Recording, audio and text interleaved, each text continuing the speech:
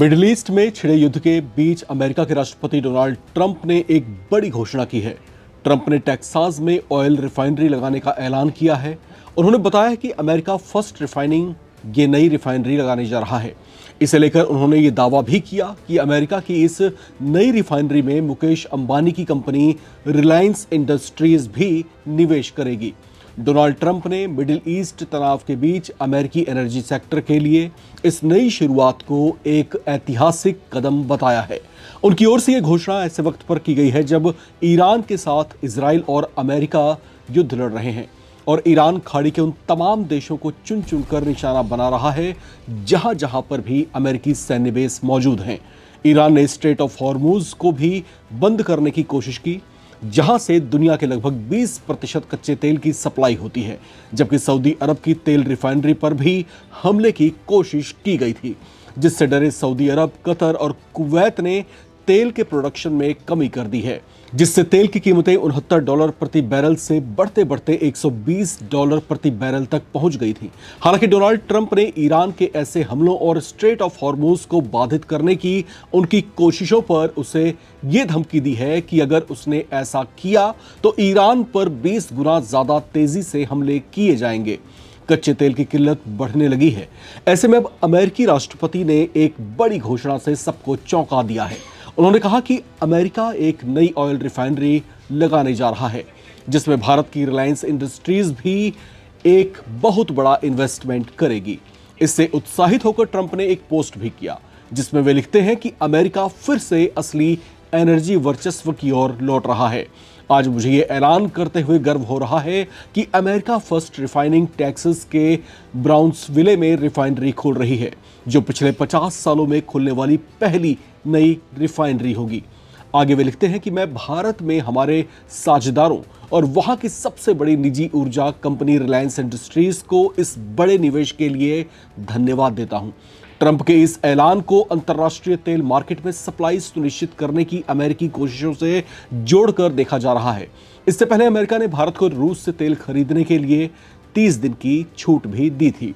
हालांकि भारत ने यह कहते हुए उनकी बातों पर विराम लगा दिया था कि भारत को आपकी किसी छूट की आवश्यकता नहीं है। भारत अपने फैसले लेने के लिए हमेशा से स्वतंत्र रहा है और आगे भी स्वतंत्र रहेगा। अब यहां पर प्रोजेक्ट पर जो है सवाल उठ रहे हैं।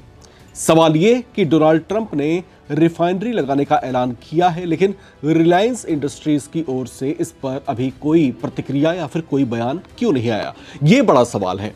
अब अमूमन होता यह है कि जब आप इतना बड़ा इन्वेस्टमेंट कर रहे होते हैं तो ये किसी कंपनी का जो है बहुत बड़ा जो है व्यापारिक कदम होता है।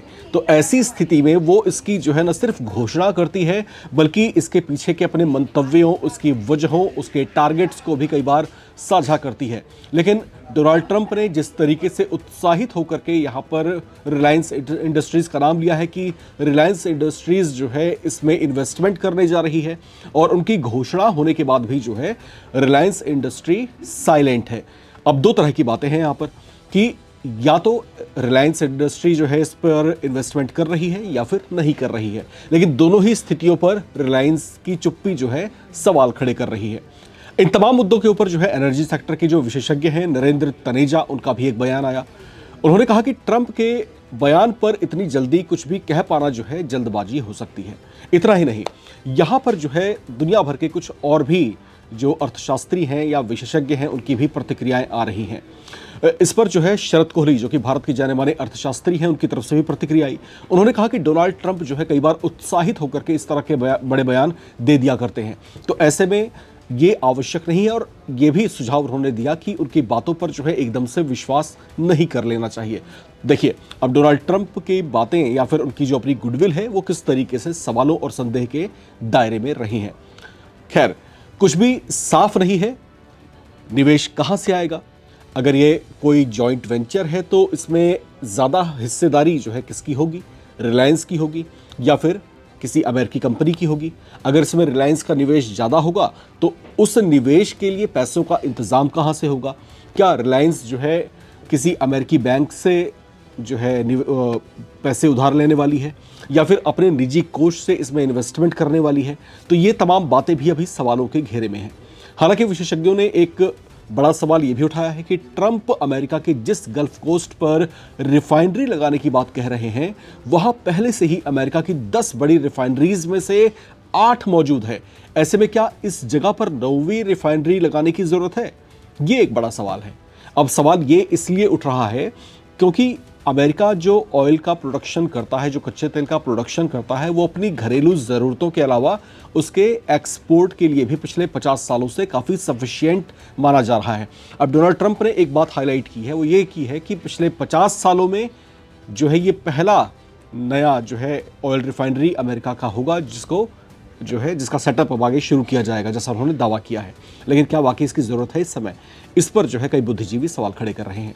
अब ट्रंप के ऐसे दावों और बयानों को लेकर कुछ लोग सवाल उठाने लगे हैं। एक बड़ा सवाल यह है कि रिफाइंड फ्यूल एनालिटिक्स के जो एमडी हैं जॉन ऑयर्स, उन्होंने एक बयान दिया। उन्होंने रॉयटर्स को जो है अपने एक बयान में ये कहा है कि ऐसा कई बार देखा गया है जब डोनाल्ड ट्रंप बातों को बहुत बढ़ा चढ़ा कर कहते हैं, अपनी बातों को बहुत ज़्यादा जो है बढ़ा चढ़ा कर कहने की उनकी आदत रही है।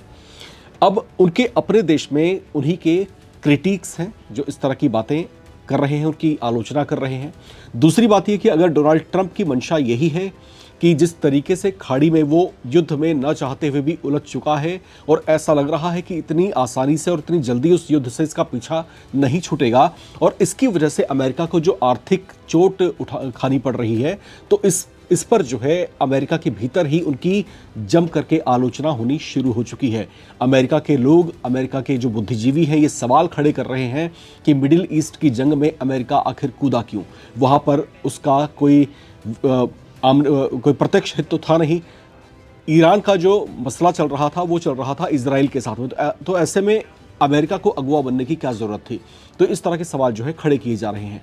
ऐसे हालात में अब कहीं ना कहीं ये बातें भी चर्चाओं में बन रही हैं कि डोनाल्ड ट्रंप के सामने अपनी जो साख है, उनकी अपनी जो गुडविल है, उसको बचाने की चुनौती इनके सामने खड़ी हो गई है। शायद इसी वजह से वो अमेरिकी जनता को ये विश्वास दिलाने की कोशिश कर रहे हैं कि अमेरिका जो है आर्थिक तौर से न सिर्फ प्रगति कर रहा है बल्कि रणनीतिक फैसले करने में भी अभी काफ़ी हद तक सक्षम है।